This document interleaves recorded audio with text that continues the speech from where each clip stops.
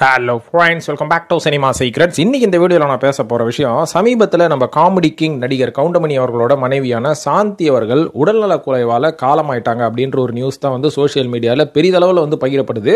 So இந்த ஒரு விஷயம் வந்து ரொம்ப மனக்கசப்பான விஷயம், மன கஷ்டமான விஷயம். கவுண்டமணி அவர்களுக்கு மட்டும் இல்லை, அவரோட ரசிகர்கள் அத்தனை பேருக்கும் அப்படின்ற மாதிரி வச்சுக்கலாம். ஆனால் இந்த பதிவை இன்னைக்கு நான் போடுறதுக்கு முக்கியமான காரணமே என்ன அப்படின்னு பார்த்தீங்கன்னா, சோஷியல் மீடியாவில் இவங்க இறந்துட்டாங்க அப்படின்ற ஒரு தகவலை பகிர்றது மட்டும் இல்லாமல் ஒரு சில யூடியூபர்ஸ் ஒரு சில சில்லறத்தனமான வேலையை பார்த்துட்டு இருக்காங்க. அது என்ன மேட்டர்னா, கவுண்டமணி அவர்களோட மனைவி சாந்தி அவர்கள் காலமாயிட்டாங்க. ஓகே, நம்ம எல்லாருக்குமே தெரிஞ்சு போச்சு.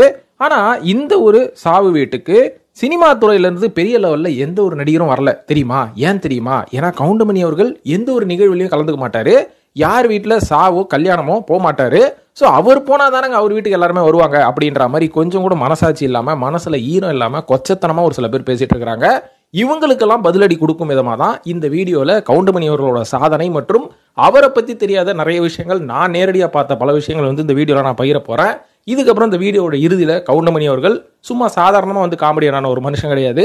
ஏகப்பட்ட விஷயங்களை தெரிஞ்சுக்கிட்டு பயங்கரமான எக்ஸ்பீரியன்ஸில், கடினமான உழைப்பில் அவர் இந்த இடத்துக்கு வந்து நின்னது மட்டும் இல்லாமல், எதனால் பல பொது நிகழ்ச்சிகளில் கவுண்டமணி அவர்கள் கலந்துக்கிறது கிடையாது. இவருக்கு அடுத்தபடியாக தான் நம்ம ஏகே அவர்களே வந்து பல விஷயங்களுக்கு போக மாட்டார். ரொம்ப ரொம்ப பர்சனலான விஷயங்களுக்கு மட்டும் தான் போவார். இதுக்கு பின்னணி என்ன அப்படின்றத பற்றி இந்த வீடியோவில் நான் விளக்க போகிறேன் நண்பர்களே. அதனால் நேரம் கடத்தாம வீடியோவில் போய் கவுண்டமணி அவர்களோட அன்னோன் ஃபேக்ட்ஸ் மற்றும் இந்த ஆட்களுக்கெல்லாம் பதிலடி கொடுக்கும் விதமாக ஒரு சில இன்ட்ரெஸ்டிங்கான விஷயங்களை பற்றி பேசுவோமா? அதாவது கவுண்டமணி அவர்கள் ஆரம்பத்தில் எப்படி சினிமாக்குள்ள வந்தார் அப்படின்னு பார்த்தீங்கன்னா, ஒரு சில ஃபேக்ட்ஸ் சொல்கிறேன். அதாவது ஆரம்பத்தில் இவர் வந்து ஒரு நாடகத்தில் நடிச்சிட்டு இருந்தாருங்க. நடிச்சிட்டு இருக்கும் போது பார்த்தீங்கன்னா, வீட்டில் வந்து இவர் ரொம்ப அமைதியான ஒரு பையனா, வாய்ஸ் அவுடெல்லாம் விடவே மாட்டார். படத்தில் வர மாதிரி ரொம்ப ரொம்ப அமைதியான ஒரு ஆள். யாராவது எதிர்த்து பேசினா கூட திருப்பி பேச தெரியாத ஒரு ஆள் தான் நம்ம கவுண்டமணி அவர்கள்.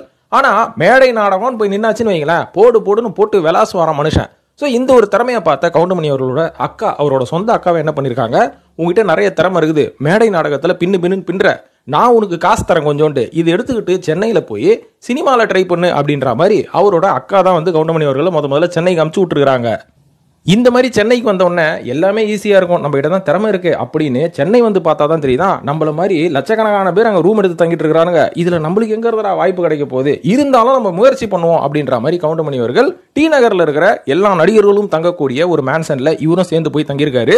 இவர் தங்கும் போது இவர் கூடவே ஒரு கதாசிரியராக இருந்தவர் தான் கே பாக்யராஜ் அவர்கள். அந்த காலகட்டத்தில் பாக்யராஜ் அவர்களும் ட்ரை பண்ணிட்டு இருந்திருக்காரு. கவுண்டமணி அவர்களும் ஏதாவது ஒரு கேரக்டர் கிடக்குமா அப்படின்ற மாதிரி ட்ரை பண்ணிருக்காரு சினிமாவில். இந்த மாதிரி போயிட்டு இருக்கும்போது கவுண்டமணி அவர்களுக்கு ஆரம்பத்தில் என்னதான் திறமை இருந்தாலும் வாய்ப்பு அவ்வளோ ஈஸியாக கிடைக்கலங்க. சின்ன சின்ன கதாபாத்திரம், ஜூனியர் ஆர்டிஸ்ட் வேஷம், சிவாஜி படத்தில் வந்து ஒரு சின்ன டிரைவர் வேஷம், நாகேஷ் படத்தில் ஒரு வேஷம் அப்படின்ற மாதிரி தான் ரொம்ப ரொம்ப சின்ன சின்ன கதாபாத்திரம் பண்ணிட்டு இருக்கும் போது தான் இவர் கூடவே தங்கிட்டு இருந்த கே பாக்யராஜ் அவர்கள் என்ன சொல்லியிருக்காரு, உங்ககிட்ட நல்ல திறமை இருக்கு, ஆனால் யாருமே உன்னை யூஸ் பண்ண மாட்டாங்க, நான் மட்டும் ஒரு இயக்குனர் ஆயிட்டேன்னு வையேன், கண்டிப்பா உன்னை நான் பெரிய லெவலில் தூக்கி விட்டுருவேன் அப்படின்ற மாதிரிலாம் ஆரம்ப கட்டத்தில் இவங்க ரெண்டு பேரும் பேசிக்கிட்டாங்களாம். அதுக்கேற்ற மாதிரி ஒரு சில வருஷம் கழிச்சு கே பாக்யராஜ் அவர்கள் பாரதி ராஜா அவர்கள் கிட்ட போய் உதவி இயக்குனராக பணியாற்ற ஆரம்பிச்சாரு. அந்த மாதிரி பணியாற்றும் போது 16 வயது நிலை அப்படின்ற ஒரு படப்பிடிப்பு போயிட்டு இருக்கும் போது ரஜினி அவர்களுக்கு துணையா நக்கலா ஒரு ஆள் வேணையா அப்படின்ற மாதிரி நம்ம பாரதி ராஜா கேட்ட உடனே பாக்யராஜ் என்ன பண்ணாரு, என் கூட ஒரு ஆள் இருக்கிறாருங்க, நல்ல திறமையான ஆள் தான், நான் கூட்டிகிட்டு வந்து காமிக்கிறேன், அவரை யூஸ் பண்ணுங்கன்னு சொன்னதுக்கு பாரதி ராஜாவும் அடுத்த நாள் கூட்டிட்டு வா பார்க்கலாம் அப்படின்ற மாதிரி சொல்லியிருக்காரு.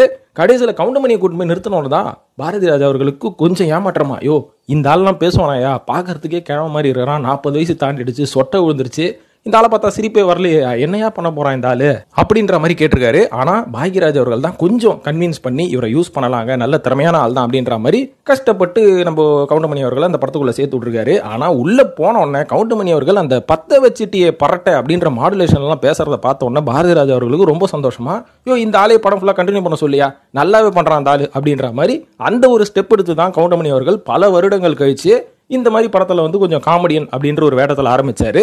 இந்த படத்தோட படப்பிடிப்பு முடிஞ்ச உடனே கவுண்டமணி அவர்களை வந்து இன்னைக்கு நாத்தியர் அப்படின்ற மாதிரி பல பேர் சொல்றாங்க. ஆனா அது எந்த அளவுக்கு உண்மை அப்படின்றது தெரியாது. எனக்கு தெரிஞ்ச வரைக்கும் கவுண்டமணி அவர்கள் ஒரு பயங்கரமான சாமி பக்தியுடைய ஒரு மனிதர் தான். ஏன்னா இந்த படப்பிடிப்பு முடிஞ்ச உடனே நேரடியா அவர் வந்து அம்மன் கிட்ட ஒரு வேண்டுதல் வச்சிருந்தாரா, அவர் தங்கிட்டு இருந்த அந்த மேன்சனுக்கு பக்கத்துல ஒரு கோயில்ல நேரடியா அங்க போயிட்டு அம்மனுக்கு படப்பிடிப்பு முடிஞ்ச உடனே சூடம் ஏற்றி கும்பிட்டாராம். ஸோ இந்த மாதிரி ஒரு நிகழ்வுலாம் நடந்திருக்கு. இது மட்டும் இல்லாங்க, அந்த காலகட்டத்தில் கவுண்டமணி அவர்கள் உடல் நலம் ரொம்ப நல்லா இருக்கும்போது அவர் வந்து செனடாப் ரோட்ல இங்க தேனாம்பேட்டில் தான் தங்கிட்டு இருந்தாரு. ஆனா ஒரு வியாழக்கிழமையும் சாய்பாபா கோயில் ஈசிஆரில் ஒரு இருக்குது பார்த்தீங்களா, ஈஞ்சம்பக்கமா, அந்த சாய்பாபா கோயிலுக்கு வியாழக்கிழமை நீங்கள் போனீங்கன்னா அந்த காலகட்டத்தில் கவுண்டமணியை பார்த்துருக்கலாம். ஏன்னா வியாழக்கிழமை கரெக்டாக அந்த இடத்துக்கு வந்துருவாராம். பக்தி இல்லாதவர் அந்த மாதிரி வருவார். கொஞ்சம் யோசிச்சு பாருங்க. இது மட்டும் இல்லாமல் கவுண்டமணி அவர்களோட கேரக்டரை டிஃபைன் பண்ணணும் அப்படின்னா இங்கே பல பேர் வந்து சில விஷயங்கள் சொல்லுவாங்க. என்னன்னா கவுண்டமணி அவர்கள் ரொம்ப அரகண்டான ஆளுப்பா, யாரையும் மதிக்க மாட்டார், எடுத்தாங்க ஒருத்தன் பேசுவார். ஆனால் காமெடின்னு வந்துட்டுச்சுன்னா பயங்கரமாக இம்ப்ரூவைஸ் பண்ணி அவரோட திறமையை வச்சு அந்த சீனை வந்து வேற லெவலில் அவர் கிரியேட் பண்ணி விட்டுருவாரு. அவருக்குன்னு ஃபேன் கிளப் கிடையாது. எவனாவது ஒருத்தன் ஃபோட்டோ எடுக்க வரேன் அப்படின்னா கூட அவனை செருப்பு கட்டி அடிக்காத ஒரு குறையா அவனை வந்து அசிங்கப்படுத்தி வெளில அமைச்சிடுவாரு. ஸோ இந்த மாதிரி பல விஷயங்கள் அவர்கிட்டன்னு ஒரு பல ரூல்ஸ் இருக்கு. ஸோ இது வந்து சினிமா துறையில் இருக்கிற பல பேருக்கு வந்து முகம் சுளிக்கும் விதமாக தான் இருக்கும்.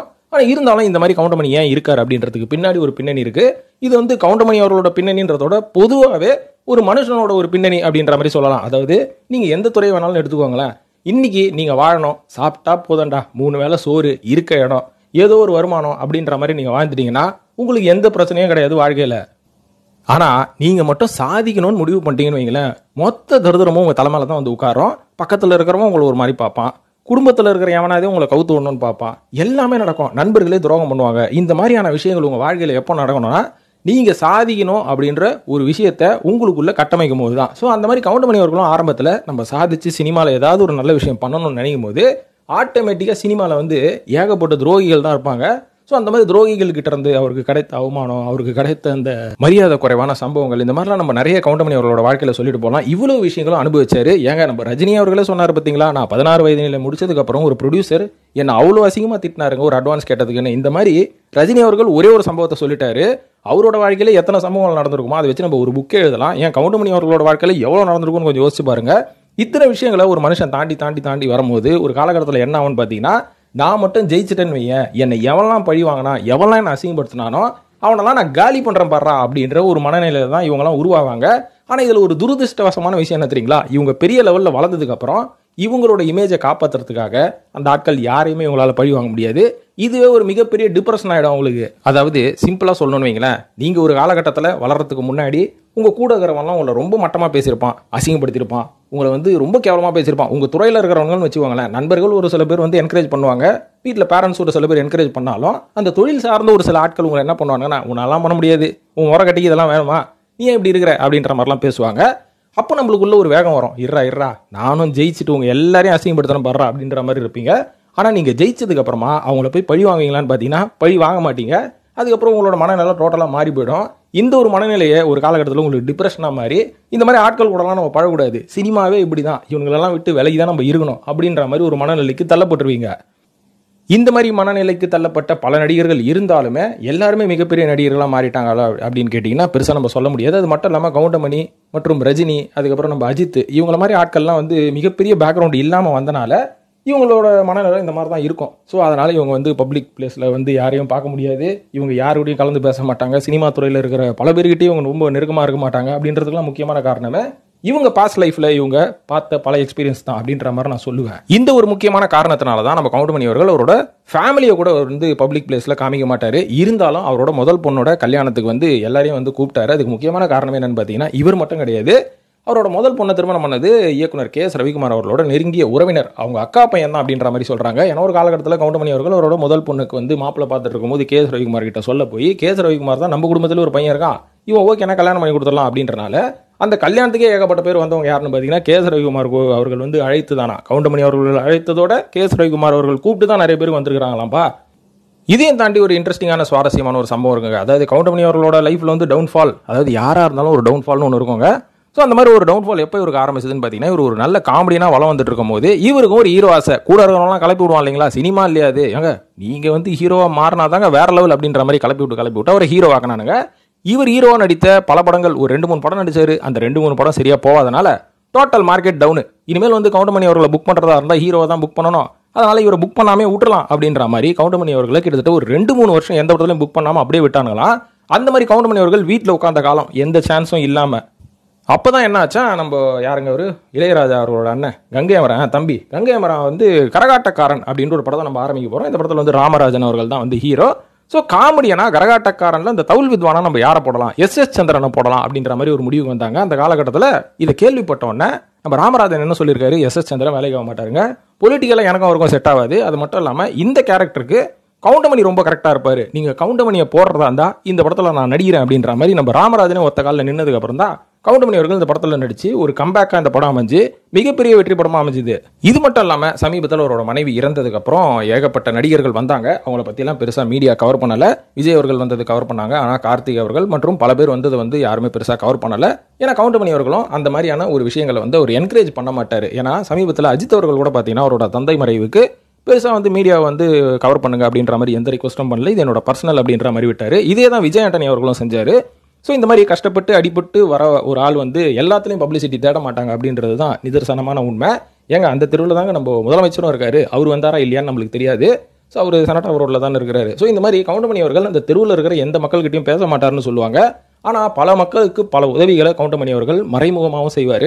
அவர் வீட்டுக்கு வந்தவங்களுக்கு எந்த உதவி செய்யணுமோ செஞ்சு தான் அனுப்புவாராம் கவுண்டமணி அவர்கள். இது மட்டும் இல்லாமல் கோடம்பாக்கத்திலே நான் பிறந்து வளர்ந்தனால எனக்கு ஒரு சில சம்பவங்கள் பர்சனலாகவே தெரியும். அதில் ஒரு சம்பவம் என்னன்னு பார்த்தீங்கன்னா, கவுண்டமணி அவர்களுக்கு கோடம்பாக்கத்தில் ஒரு மிகப்பெரிய லேண்ட் ஒன்று இருந்தது. அதாவது கிட்டத்தட்ட அதுவே பார்த்தீங்கன்னா ஒரு 2-3 கிரவுண்டு 5-6 கிரவுண்ட் இருக்குங்க, பெரிய இடம்.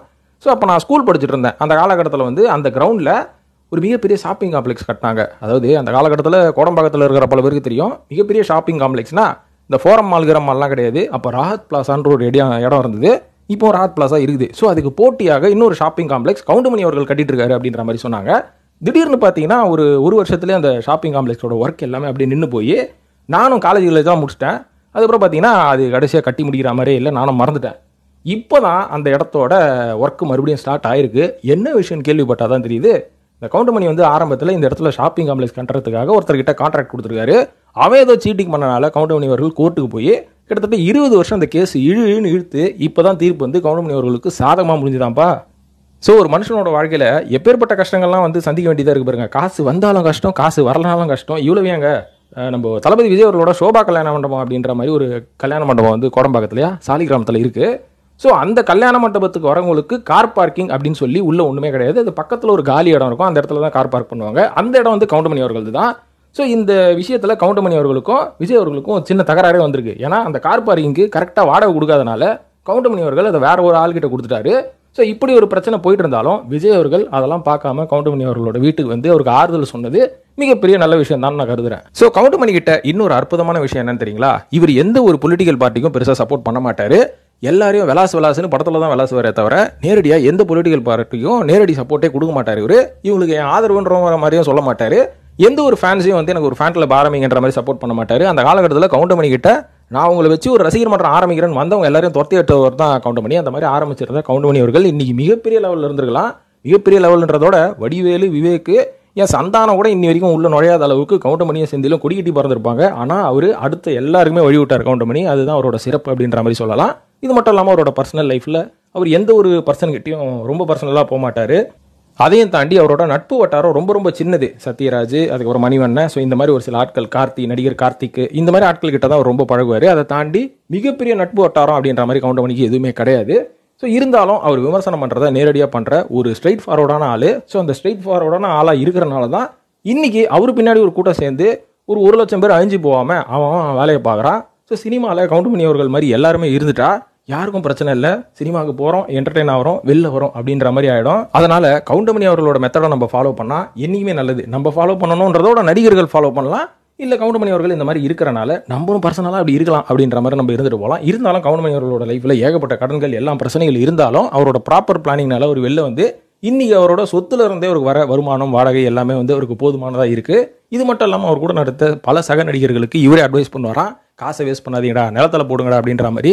இந்த மாதிரி அட்வைஸ் பண்ணி செந்தில் அவர்களே பார்த்தீங்கன்னா பாதி சாலிகிராமத்தை வளைச்சு போட்டார்.